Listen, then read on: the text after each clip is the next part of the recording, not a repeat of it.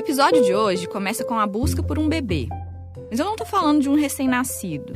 É uma pessoa com mais de 70 anos que um dia venceu um concurso de bebês. Essa busca começa com a leitura de uma notícia do jornal Correio Paulistano, de 1954. Realiza-se hoje, às 10h30, no Panteão do Ipiranga, a solenidade de entrega dos prêmios Imperatriz Leopoldina a 5 crianças selecionadas pelo Instituto de Puericultura do Estado, sob a orientação do professor Edgar Braga. O prêmio Imperatriz Leopoldina foi instituído pela Academia de Medicina de São Paulo, por iniciativa do engenheiro Patrício Dr. F. Mancabeira, e destina-se a premiar crianças de 2 a 5 anos submetidas a um concurso de eugenia. Era dia 12 de outubro e, por ocasião do Dia das Crianças, 5 seriam escolhidas para receber um prêmio depois de uma rigorosa avaliação. Além da boniteza, os bebês também eram julgados pela saúde física e mental e pelo precedente da família. Se algum parente fosse alcoólatra ou tivesse doenças hereditárias, o neném era jogado para fora da competição. Era um concurso de eugenia, que levava o nome da esposa de Dom Pedro I, mãe do segundo. Fazendo as contas, eu cheguei à conclusão de que os concorrentes daquela edição teriam por volta de 70 anos atualmente. E fiquei intrigada querendo falar com um deles. Foi assim que eu encontrei o José Eduardo Nazário. O Zé Eduardo Nazário é um dos bateristas e percussionistas mais importantes do país. Ele é considerado o professor dos professores de bateria do Brasil e já tocou com grandes nomes da música nacional e internacional, entre eles Hermeto Pascoal e Milton Nascimento. Com esse último, inclusive, ele esteve na gravação do disco Clube da Esquina 2. Eu enviei um e-mail solicitando uma entrevista, mas antes de saber se ele topou falar comigo ou não, é bom a gente entender um pouco melhor esses concursos de eugenia. O primeiro deles abriu inscrição em 1928. Escuta só como foi feita a chamada para os candidatos. 1928. Continuam abertas, improrrogavelmente, até 30 deste mês de novembro, as inscrições para o concurso de eugenia, que está sendo organizado pelo Serviço Sanitário de acordo com a Sociedade de Medicina de São Paulo. As inscrições, que abrangem as crianças de 3 a 5 anos, brasileiras, sem distinção de cor e condição social, devem ser feitas na Inspetoria de Educação Sanitária e Centros de Saúde, à Rua de Santa Efigênia, 33. A competição era anunciada nos jornais como uma nova modalidade, diferente dos concursos de robustez infantil bastante comuns no Brasil, que julgavam apenas a aparência dos bebezinhos. A família vencedora levaria R$500 mil, que era a moeda da época. O concurso foi realizado no mês de dezembro daquele ano. A premiação foi feita no ano seguinte e ganhou destaque na Folha da Manhã. Para quem não sabe, a Folha da Manhã foi um dos jornais que deram origem à Folha de São Paulo. A criança que alcançou o primeiro lugar, Adenir Ferreira de Carvalho, tem 3 anos de idade, é brasileira e branca. Ruth Carvalho Lopes, 3 anos e 4 meses, brasileira, branca. E a terceira, Raquel Celeste Bonara, 4 anos, brasileira, branca. Se você prestou atenção no anúncio agora há pouco, vai lembrar que podiam se inscrever crianças de qualquer cor. Agora, nos resultados, a gente vê que as 3 meninas que ganharam o concurso eram brancas. Para a primeira etapa, foram selecionadas 70 crianças, que depois viraram 40, até chegar a 7 finalistas. O evento também foi destaque no Boletim de Eugenia, publicação que tinha nascido há poucos meses e servia de veículo de divulgação científica. Parabéns à primeira brasileirinha eugenizada e a seus pais que devem estar radiantes com a vitória da pequerrucha, cujo título de criança eugenizada, oferecido oficialmente por uma comissão de médicos competentes, vale por um título sem par na nobiliarquia gautoniana. No episódio anterior, nós mencionamos o Boletim de Eugenia como uma iniciativa de Renato Kell. A publicação tinha muitos artigos do próprio Kell, como esse que trata do concurso de eugenia, mas também saíam textos de outros eugenistas, tanto brasileiros quanto de outras partes do mundo, esses últimos traduzidos para o português.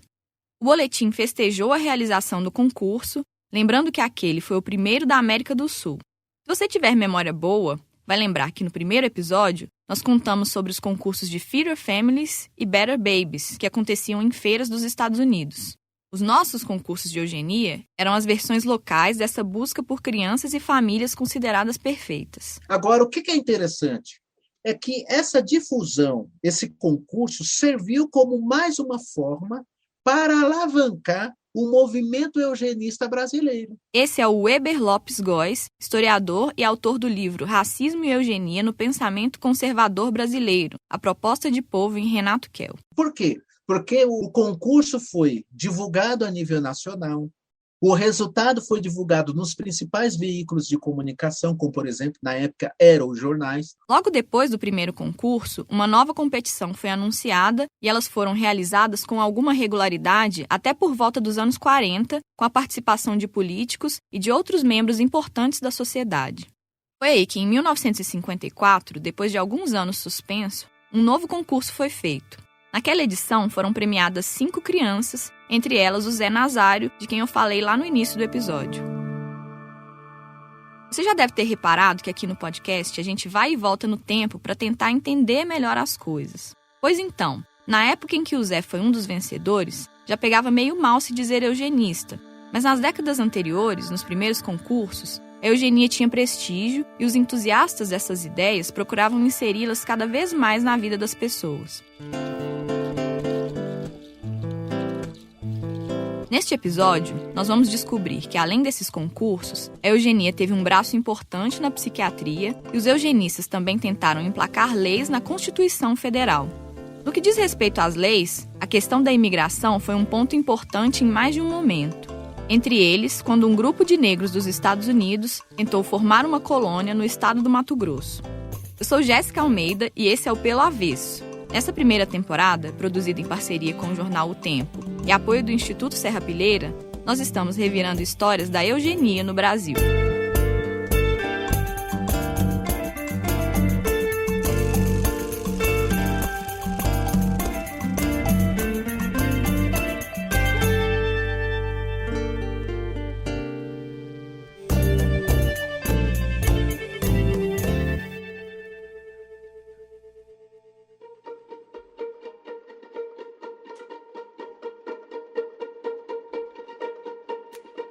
A entrega dos prêmios da edição do concurso de 1954 aconteceu numa situação no mínimo esquisita, para não dizer macabra. Alguém achou que seria boa ideia juntar uma festa de crianças com a chegada dos restos mortais da Imperatriz Leopoldina, que foram depositados na cripta imperial, no bairro do Ipiranga, em São Paulo. E lá no meio das crianças estava o Zé Nazário, para quem você já sabe, eu mandei um e-mail pedindo entrevista sobre esse momento. Oi, gente, aqui é o Vinícius e eu vou ler as respostas que o Zé enviou para a Jéssica. Olá, Jéssica, vou bem, obrigado, e você?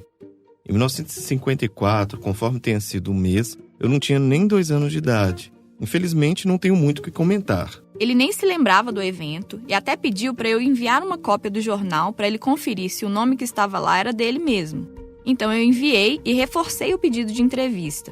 Eu queria saber como essa história era contada na família, se ele era tratado como uma criança especial, ou mesmo se havia alguma relação entre a vitória no concurso e o fato de que ele acabou se revelando um músico muito talentoso. Vai saber. Depois do e-mail que você enviou, eu pesquisei o que seria eugenia e posso dizer que não tem a menor relação no meu caso com ser alguém especial no sentido de raça pura, ou que minha família tivesse qualquer tipo de pensamento nesse sentido. Muito pelo contrário, sempre tivemos posições amplamente favoráveis no que diz respeito à miscigenação, liberdade de expressão, liberdade de imprensa e direitos de todos. Mais do que isso, reforçou que o talento dele não tinha nada a ver com questões inatas e que acabou se tornando referência na percussão e na bateria porque começou muito cedo e teve muitas oportunidades. Eu iniciei tocando ainda muito jovem. Comecei a participar de shows e programas de TV com 13 anos de idade. Em parte, isso se deve ao acesso que tive ao conhecimento das artes e da cultura que me foi proporcionado por meus pais e não por ser alguém especial. Acredito que qualquer cidadão que tenha a oportunidade de aprender desde cedo com qualidade pode se tornar alguém bem-sucedido no que quiser realizar na vida. No fim das contas, ele realmente não quis gravar a entrevista. Minha intenção com essa conversa era entender se os ideais eugênicos eram compartilhados pelas famílias que inscreviam seus filhos nesses concursos. E tá que não é uma amostragem muito representativa, porque eu até tentei contato com mais alguns outros bebês eugênicos e o Zé foi o único que me deu algum retorno. Mas eu confesso que fiquei aliviada em saber que a família dele não acreditava nessas coisas. Na troca de e-mails, ele também me contou que a mãe dele tratava a asma com o médico que é mencionado na notícia da Folha da Manhã como um dos organizadores do evento, o Edgar Braga. e que o pai dele era um jornalista bastante conhecido em São Paulo. Teve até programa na antiga TV Tupi. Ele acredita que esses 2 dados possam ter a ver com o fato de ele ter ido parar no concurso e se tornado um dos vencedores. Os concursos funcionaram como um instrumento de popularização das ideias eugênicas, ao menos no eixo Rio-São Paulo e entre os anos 30 e 40. Uma curiosidade, os concursos de Miss também eram chamados pela imprensa de concursos de eugenia e beleza. Isso veio para o Brasil e lá nos Estados Unidos também. Os Estados Unidos tinham uma preocupação muito grande de fazer uma difusão popular da eugenia, né? Porque os eugenistas acreditavam que é só mesmo o povo aderindo às práticas eugênicas é que a eugenia teria sucesso. Então, os concursos de bebês eugênicos é uma forma de difundir, de propagar o ideário eugênico. E aqui no Brasil não foi diferente. Esse é o Vanderlei Sebastião de Souza, historiador e professor da Unicentro, Universidade do Centro-Oeste do Paraná, que você já ouviu algumas vezes por aqui. Eu acho que os concursos de bebês eugênicos é uma forma de entender melhor a difusão dessas ideias. Quer dizer, os pais levavam os seus filhos para o concurso. Os pais queriam que o seu filho fosse identificado como um bebê eugênico. Então, era comum, né? Uma escola, por exemplo, fazer a seleção do bebê mais eugênico daquela escola. Isso foi bastante difundido. É importante entender os concursos como uma estratégia de propagação das ideias eugênicas. Mas também é preciso levar em conta o nicho em que esse pensamento encontrava eco. Os concursos de bebês eugênicos faziam parte desse movimento de difusão e, ao mesmo tempo, ajuda a gente a entender a adesão. Agora, de qualquer maneira, é importante dizer, a eugenia não foi, no meu entendimento, ela não se popularizou tanto, ela se popularizou mais entre as classes médias, urbanas e as elites, né? Mas ela não chegou nas classes populares, entre o povo, entre a população mais pobre. A difusão da eugenia não teve entrada, como teve em outros países.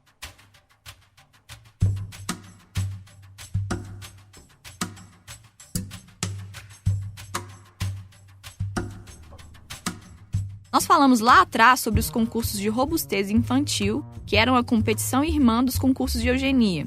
Eles começaram muito antes e continuaram a acontecer depois que a eugenia entrou em descrédito.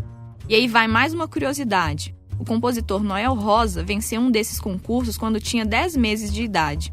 Isso é meio impressionante, porque quem já viu as fotos do Noel adulto sabe que o porte físico dele não era exatamente robusto. Aliás, talvez seja meio brega, talvez seja, mas a gente quer ver. Se você participou de algum concurso de bebês fofinhos e quiser mandar foto, compartilha nos stories do Instagram e marca a gente ou faz menção no Twitter. Nossa arroba é peloavessopod. Essas competições também davam dinheiro para os vencedores e eram menos exigentes porque não tinham em vista o ideal eugênico. Uma criança saudável e fofinha já era o suficiente para garantir a vitória. Acontece que o resultado de um desses concursos, por volta de 1937, teve consequências no mínimo complicadas. LBG, de 30 anos, começou a apresentar perturbações 2 dias antes de ser internada. Contou-nos o marido que a paciente ficara muito chocada por ter sido desclassificado um seu filhinho que estava inscrito em um concurso de robustez infantil. Essa é a Rita Couto, doutora em História Social pela USP. Não se conformando com a decisão dos juízes, começou a pedir aos clínicos da cidade onde reside que lhe atestassem as qualidades do filho, demonstrando nessas atividades grande excitação nervosa. Em pouco tempo, essa excitação cresceu a tal ponto que o marido a reteve em casa, chamando um médico para tratá-la, pois se convencera de que a esposa se achava realmente doente. Ou seja, ao ter um filho rejeitado num concurso de robustez infantil, uma mãe teve uma espécie de surto e precisou ser atendida por um médico. A Rita pesquisou prontuários da década de 30 do Sanatório de Pinel de Pirituba, criado para tratamento de pacientes com problemas de sanidade mental. O caso da LBG, contado por ela, é apenas um entre vários de pessoas que foram diagnosticadas com problemas de saúde mental na época. Os diagnósticos eram feitos não só observando o estado do paciente, mas também localizando os precedentes da pessoa, ou seja, quem eram os pais, se apresentavam algum problema do tipo, se eram alcoólatras, só para citar alguns exemplos. Análise de antepassados, busca por sinais de degeneração, Acho que eu já ouvi falar disso em algum lugar. Só que a eugenia no Brasil, ela se mesclou com a higiene mental, entendeu? Então, assim, eles acreditavam que você, controlando os venenos sociais, você poderia controlar a degeneração. No episódio anterior, nós comentamos como as instituições de eugenia se confundiam com a Liga Pró Saneamento do Brasil e com a Liga Brasileira de Higiene Mental. Essa última era o braço que ajudava a elaborar e implantar as políticas de saúde mental no país. A Liga tinha tanto prestígio que o presidente Arthur Bernardes consta na ata de fundação como membro honorário. Ela tinha como objetivo tratar dos doentes mentais pelo isolamento, mas também cuidar das pessoas que estavam do lado de fora, com atividades de prevenção. Ela foi fundada em 1923 pelo médico Gustavo Riedel e passou a contar com um velho conhecido nosso entre seus membros, Renato Kell. Como a Sociedade Eugênica de São Paulo teve vida curta, era na Liga Brasileira de Higiene Mental que o médico encontrava espaço para discutir o tema da eugenia. Outra arena em que Renato Kell atuava era a Comissão Central Brasileira de Eugenia, que teve influência até na Assembleia Constituinte de 1933, convocada pelo então presidente Getúlio Vargas. Mas essa história você vai conhecer depois do intervalo.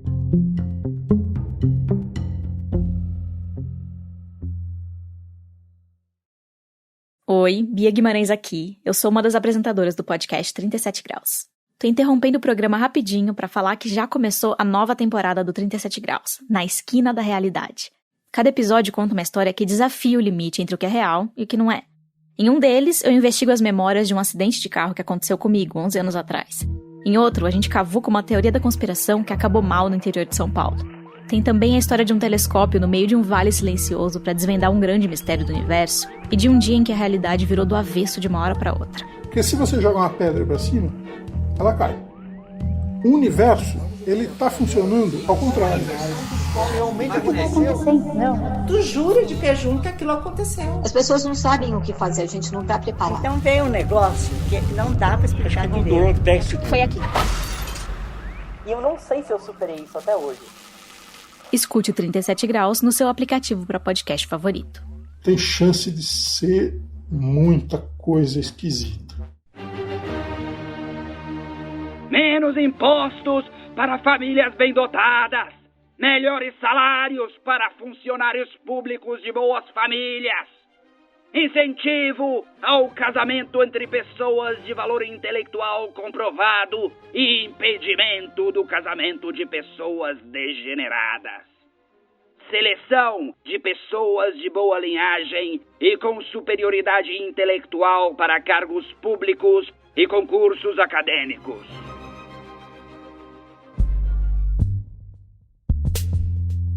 Não, isso que você ouviu não é plataforma política de partido de extrema-direita.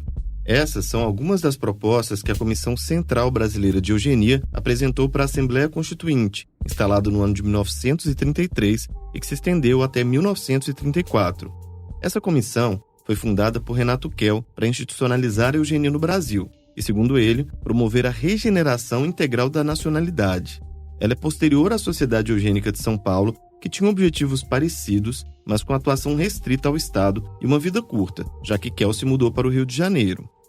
Getúlio Vargas convocou uma constituinte após o Estado de São Paulo levantar a revolta constitucionalista de 1932. Os paulistas perderam a guerra, mas levaram a promessa de uma nova Carta Magna. Os eugenistas reunidos na comissão farejaram ali uma oportunidade de emplacar leis. Então, eles se reuniram e passaram a debater uma série de medidas para serem colocadas em votação pelos deputados responsáveis pela redação das leis. A Constituinte, portanto, se a gente está falando da Constituinte de 84, a gente está falando de um momento muito chave na história da eugenia, né?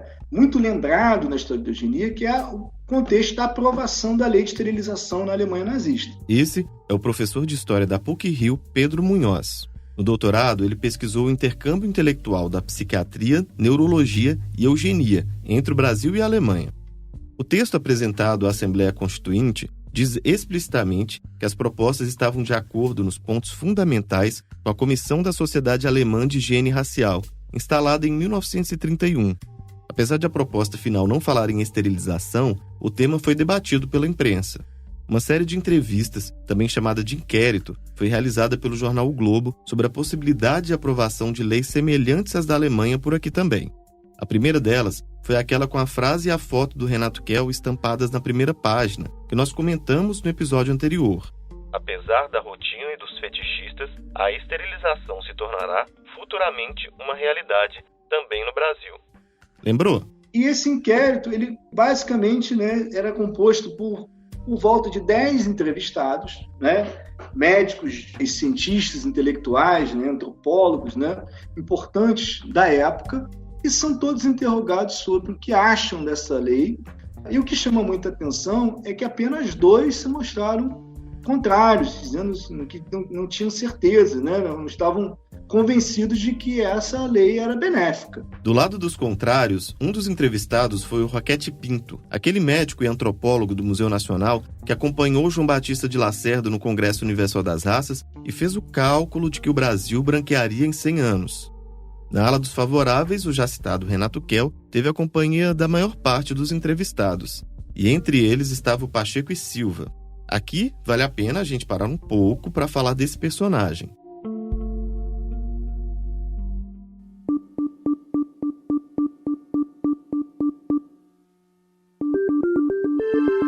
Antônio Carlos Pacheco e Silva era um médico psiquiatra que integrava a Comissão de Eugenia. E não só isso, ele foi eleito deputado constituinte por São Paulo. O Pacheco Silva teve uma atuação direta na Constituinte na defesa de preceitos eugênicos. Se a gente fizesse um bingo do preconceito, Pacheco e Silva preencheria a cartela inteira com facilidade. Em uma entrevista, quando perguntaram para ele se aceitaria que sua filha se casasse com alguém de sangue africano, ele respondeu que era difícil conceber semelhante hipótese. Uma outra vez, ele analisou médiuns do kardecismo e do candomblé e afirmou que todos sofriam de distúrbios mentais. Sobre as mulheres, ele achava que elas deveriam trabalhar apenas para prestar assistência, deixando o resto para os homens. E para fechar, defendia que homossexuais fossem internados à força em clínicas psiquiátricas.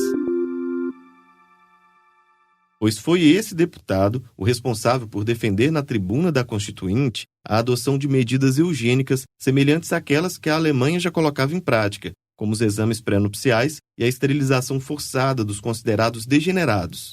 Ah, e detalhe, anos depois o Pacheco foi convidado pelo Ministério da Propaganda de Hitler para conhecer hospitais e institutos eugênicos na Alemanha. Ele voltou de lá dizendo que a gente tinha muito que aprender com os germânicos. Pacheco e Silva também foi diretor do Hospital do Juqueri, em São Paulo, instituição que abrigava pessoas com doenças mentais. Apesar de ele defender abertamente a esterilização compulsória de pacientes, não existem registros que mostrem que esse procedimento era realizado mesmo sem o amparo da lei. Essa suspeita de que esterilizações forçadas ocorriam em manicômios encontra respaldo em um registro que afirma que o diretor de outra instituição, o Hospício Nacional de Alienados do Rio de Janeiro, tinha autorizado o procedimento em mulheres. Por outro lado, não há nenhuma informação de data, número de pacientes que receberam, mulheres esterilizadas, em que circunstâncias, não se sabe. Na verdade, existe uma grande interrogação sobre essa fonte. Então não dá para afirmar com todas as letras que o procedimento era realizado como algo institucionalizado, mas também não dá para negar. Aí a gente vai na documentação do hospício, que existia uma sessão de cirurgia, e lá na sessão de cirurgia, os prontuários que passavam por essa sessão recebiam um carimbo, que tem uma numeração. E essa numeração ninguém sabe o que significa. Então, é difícil a gente dizer assim, quais pacientes foram esterilizados. Não há um documento, como se fosse um documento índice, em que a gente teria lá a descrição, numeração tal é procedimento tal. É como aquela música do Djavan, você não sabe se não, mas também não tem certeza do sim. É assim mesmo, né?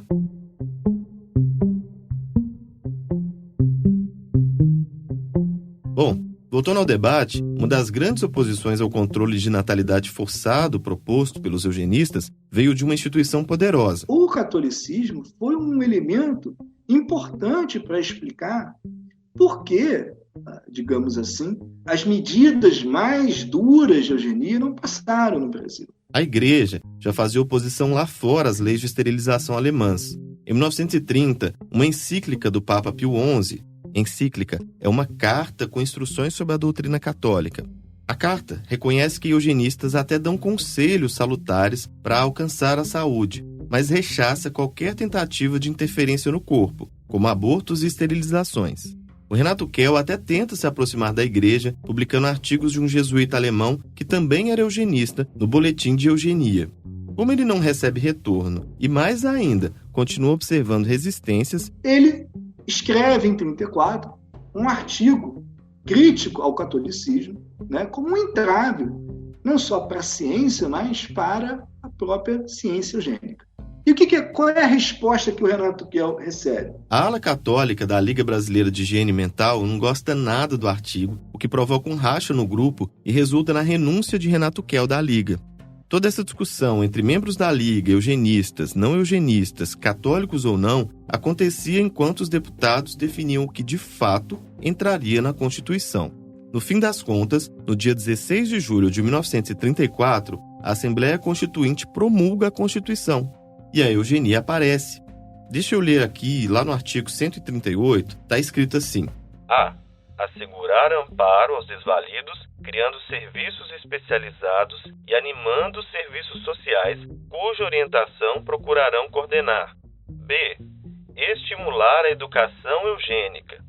Mais adiante, no mesmo artigo, o texto fala de cuidados com a higiene social, para evitar a propagação de doenças transmissíveis, e cuidados com a higiene mental e luta contra os venenos sociais. Ok, a eugenia apareceu de alguma forma na Constituição, mas olhando para trás, para as propostas apresentadas, parece que eles não conseguiram muita coisa. O que todo esse movimento que o Renato Kell organizou produziu? O que a militância do Pacheco Silva lá na Constituinte produziu? Esse artigo sobre educação eugênica.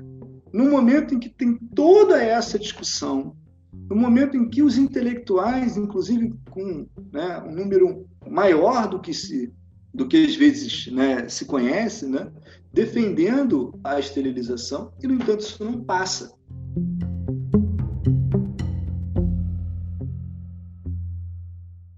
O estímulo à educação eugênica podia representar uma maior presença da educação física nas escolas, por exemplo. Os educadores físicos da época estavam totalmente alinhados à ideia de eugenia positiva, ou seja, um conjunto de práticas saudáveis e higiênicas ajudaria a reduzir os defeitos de fábrica dos brasileiros que passariam essas melhorias para as futuras gerações. Existia a crença de que homens e mulheres que atingissem um corpo ideal seriam pessoas aptas para enfrentar os desafios do mundo. Então, mesmo que tenha sido bem menos do que a Comissão Central Brasileira de Eugenia esperava, esse artigo da Constituição representou a vitória do grupo que defendia a eugenia positiva. E, portanto, né, é também neste sentido que eu vejo a possibilidade de se falar, sim, numa derrota da eugenia negativa, o que não significa dizer que não houve eugenia negativa no Brasil. Ela ocorreu, né? Ela tinha audiência, ela não era consensual. Ela não consegue se colocar tal como foi colocado na Alemanha. Só para lembrar, eugenia negativa é aquela que tentava impedir a reprodução e circulação dos considerados degenerados. Mas nem tudo foi derrota para os eugenistas da ala radical.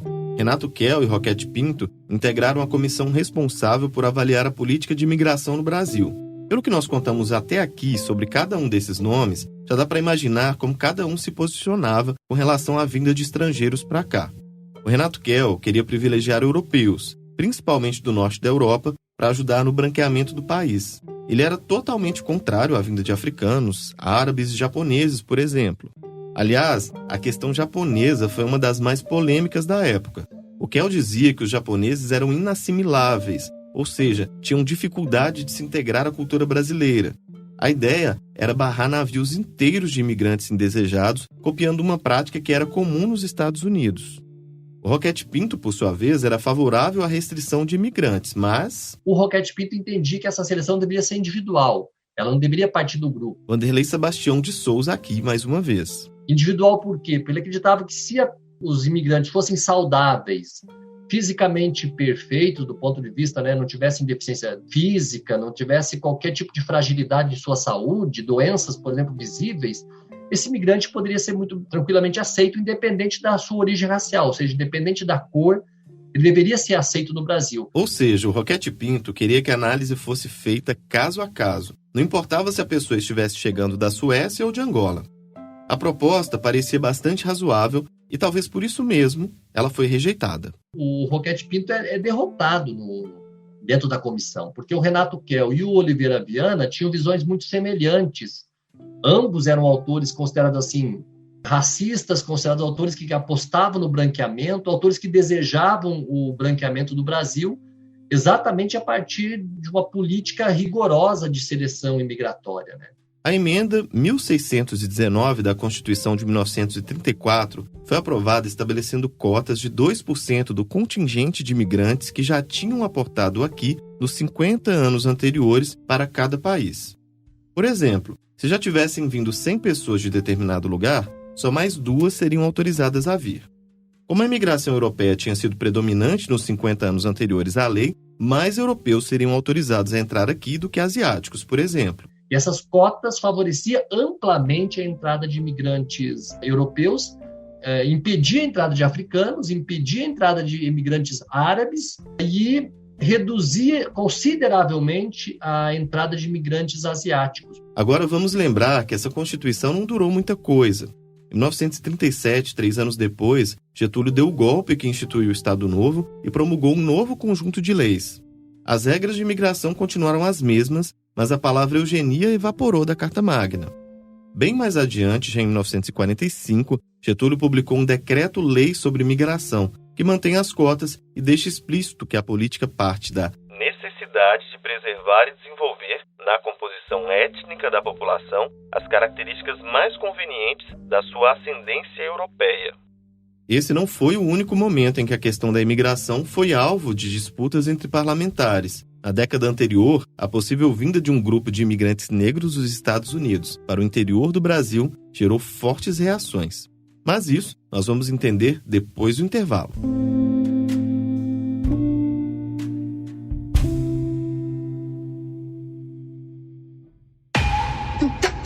Complexo da Maré 2021.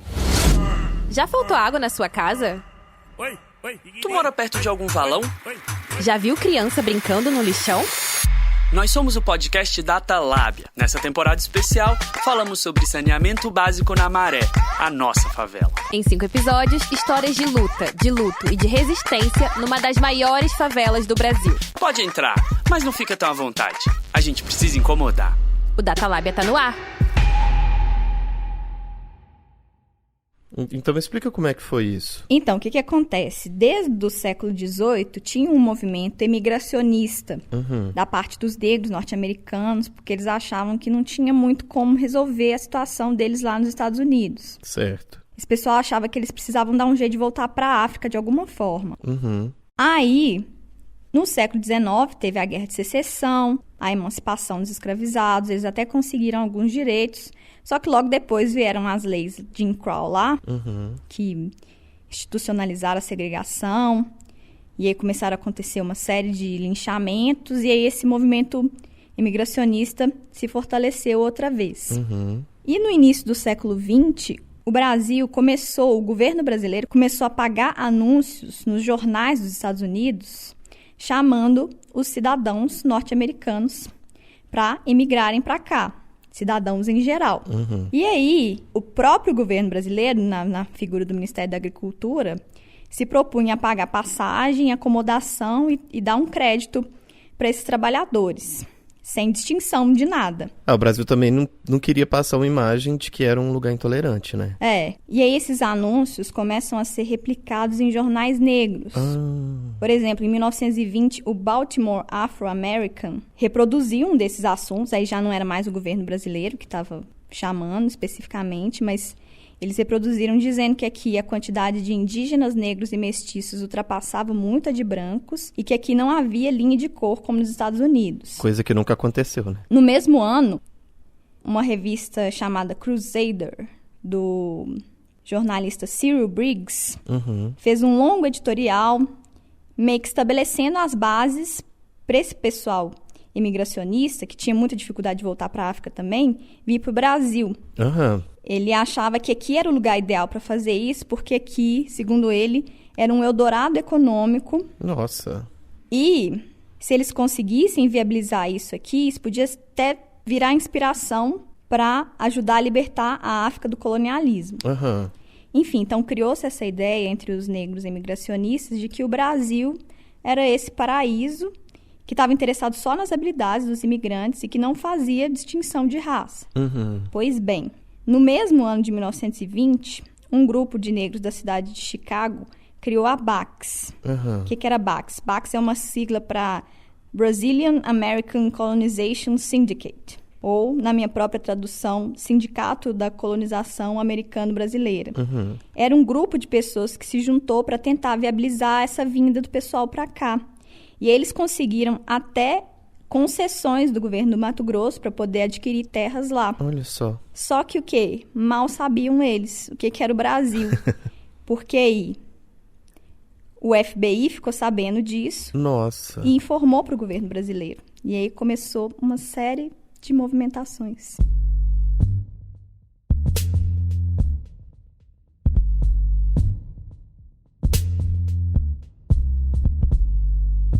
Aqui no Brasil, em 1921, o tópico da imigração estava na ordem do dia.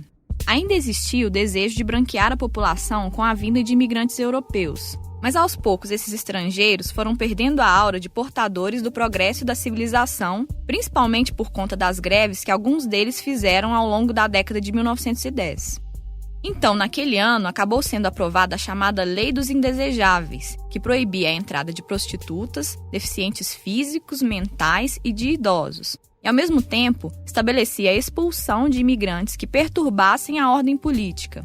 O jornal Correio da Manhã, do Rio de Janeiro, chegou a parabenizar o governo por agir para impedir a entrada de europeus parasitários que aqui desejavam viver sem trabalhar e dos profissionais da desordem política. Teve também quem continuasse a defender a imigração, mas no geral as opiniões não eram muito favoráveis na imprensa. Foi sob esse clima que chegou a notícia da BACS e seu desejo de se estabelecer no Mato Grosso. Porque você vai ter, depois da Guerra de Secessão, já uma questão dos negros norte-americanos pensando, em ganhar outros espaços e outras terras. Esse é o André Mota, professor do Departamento de Medicina Preventiva e coordenador do Museu Histórico da Faculdade de Medicina da USP. E há um certo movimento, há um interesse por terras, porque eram pessoas que já tinham contato com o mundo da agricultura, de virem exatamente para o Mato Grosso. Mas se a imigração europeia já não era mais um consenso, imagina como foram as reações a uma possível vinda desses afro-americanos. No artigo Os Novos Imigrantes, do jornal O País, foi escrito o seguinte: Se é, porém, de tal imigração que precisa o país para a melhoria da raça, que o sangue europeu contaminou, por que então não suscitamos nós com a imigração dos pretos norte-americanos, que agora começará? A imigração dos peles vermelha e demais índios, não só dos Estados Unidos, mas da Venezuela, da Colômbia, do Peru. Show de racismo, né? Mas nem sempre essas posições eram tão bem demarcadas. Porque, apesar de tudo, no contexto internacional, o Brasil gostava de se colocar como um território livre de preconceitos raciais. A suposta boa convivência entre raças diferentes era um elemento importante para colocar o Brasil em posição favorável no concerto das nações. Lembra como foi a participação brasileira no Congresso Universal das Raças, que a gente contou no segundo episódio?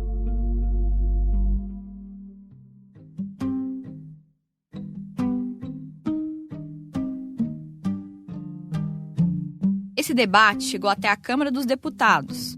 Cincinato Braga e Andrade Bezerra foram coautores de um projeto para impedir a importação de indivíduos de raças negras por acharem necessário proteger-nos contra essa calamidade.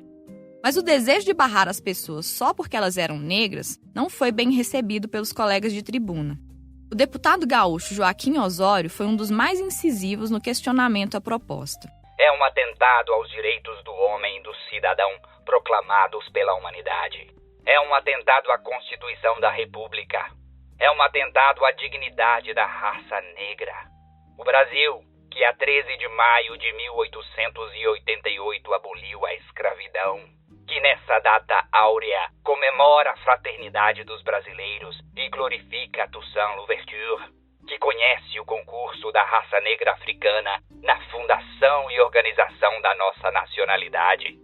O Brasil, pelos seus representantes, só pode repelir este infeliz projeto. Mesmo assim, Andrade Bezerra seguiu defendendo o projeto e afirmando que a imigração daqueles indesejáveis havia sido planejada diretamente pelo governo dos Estados Unidos. Além do republicanismo positivista de Joaquim Osório, outros deputados se opuseram ao projeto com base na fé católica, afinal todos eram igualmente filhos de Deus, na crença no Brasil mestiço e na visão de que os negros haviam ajudado a construir o país. Mas se o projeto não foi bem recebido na Câmara, o mesmo não pode ser dito a respeito da imprensa da época. A maior parte dos jornais apoiou o texto, apesar de supostamente também defenderem a igualdade racial.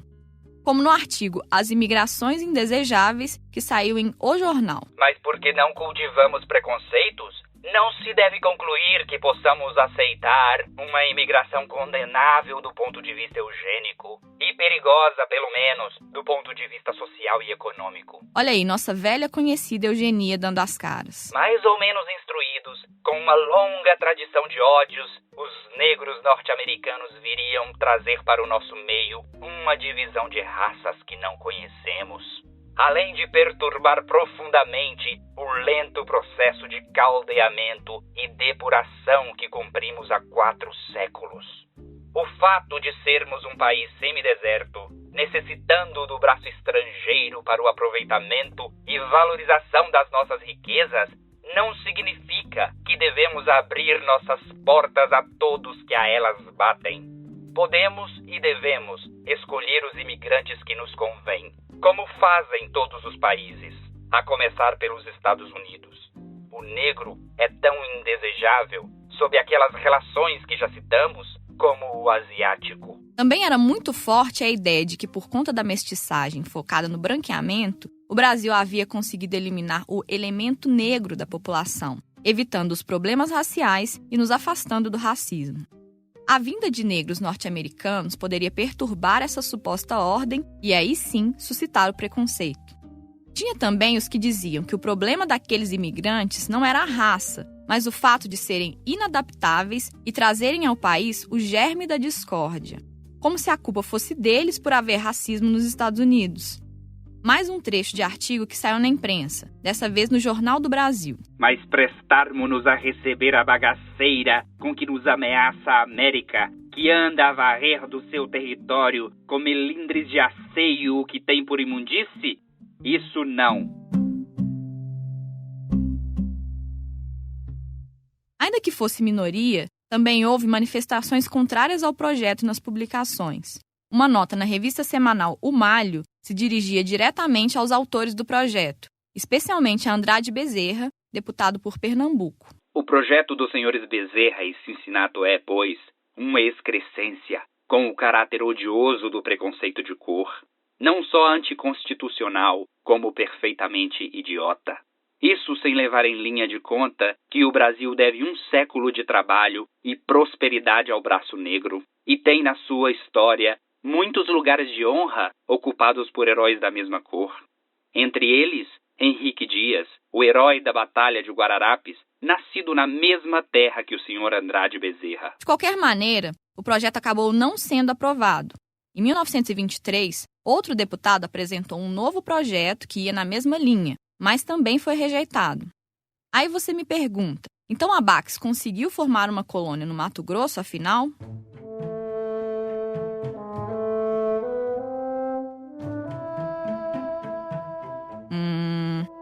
Ainda que os projetos de lei não tenham sido aprovados, o Itamaraty negou o visto para os integrantes do grupo e o governo do Mato Grosso cancelou as concessões feitas a eles. Então, quando esses norte-americanos vêm, eles vêm um pouco com aquela ideia do capitalismo liberal norte-americano. Imagina, no Mato Grosso, né? É quase impensável. É uma coisa que fala assim, gente, que viagem foi essa? Né? Ninguém chegou para eles e falou, hello, deixa eu contar para vocês como é que é o Brasil, né? E então eles vão ser impedidos. E a grande parte da elite eugenista brasileira, obviamente que sempre foi contra esta presença, muito menos vindo negros de fora. Acontece que eles foram seduzidos por esse discurso que as elites gostavam de alardear, de que aqui não havia preconceitos nem tensões raciais, apesar de que as práticas demonstravam exatamente o oposto. Porque era uma questão que eu acho que eles lá nos Estados Unidos não estavam completamente atualizados do que significou a nossa pós-abolição. Porque se lá, onde houve políticas reparatórias, ainda havia muitos problemas... Imagine no Brasil, né? Que é a transferência do escravo para a miséria absoluta, como a grande parte foi jogada, né? Sem nenhum tipo de política compensatória, de política reparatória ou de reconhecimento deles como cidadãos de fato na formação da nossa própria nação. Ao longo dos anos 1920, houve outras tentativas de negros norte-americanos de imigrarem para o Brasil, todas elas impedidas pela não concessão de documentação. Há relatos, inclusive, de cooperação entre os governos dos dois países para desencorajar esse tipo de iniciativa. A partir de meados da década, até vistos para turistas começaram a ser negados. O resultado de tudo isso foi que, no final dos anos 20, foi esvaziada qualquer esperança entre os emigracionistas de escapar do racismo dos Estados Unidos para o Eldorado ao sul.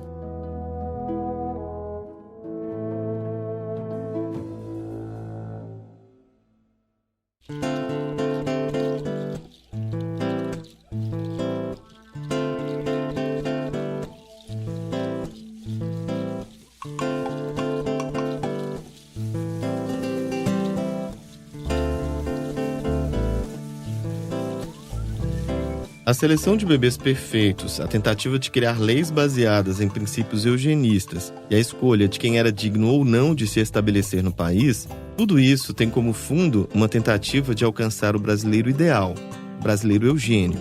Se essa ideia não foi incorporada de maneira mais abrangente, isso se deve àqueles que se opunham a esses princípios e também às disputas que se colocavam dentro do próprio campo da eugenia. Você vai conhecer essas histórias no nosso próximo episódio.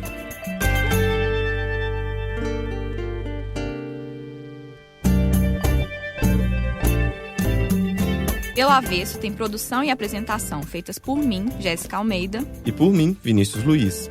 A montagem e a edição foram feitas pela Jéssica. Essa temporada é produzida em parceria com o jornal O Tempo e tem apoio do Instituto Serra Pilheira, que financia a pesquisa e a divulgação científica no Brasil. Neste episódio, contamos com locuções de Daniele Pinto, Tamira Marinho e Thiago Dimi. A música original de Pelo Avesso é de Herbert Almeida. Nós também usamos trilhas da Blue Dot Sessions. A identidade visual é da AMI Comunicação e Design, com produção de peças de Júlia Araújo. A captação de som é de Gilmar Caetano. Nós estamos no Twitter e Instagram como @PeloAvessoPod. Segue a gente e recomenda Pelo Avesso para outras pessoas. A gente volta daqui a 2 semanas. Até lá! Até a próxima!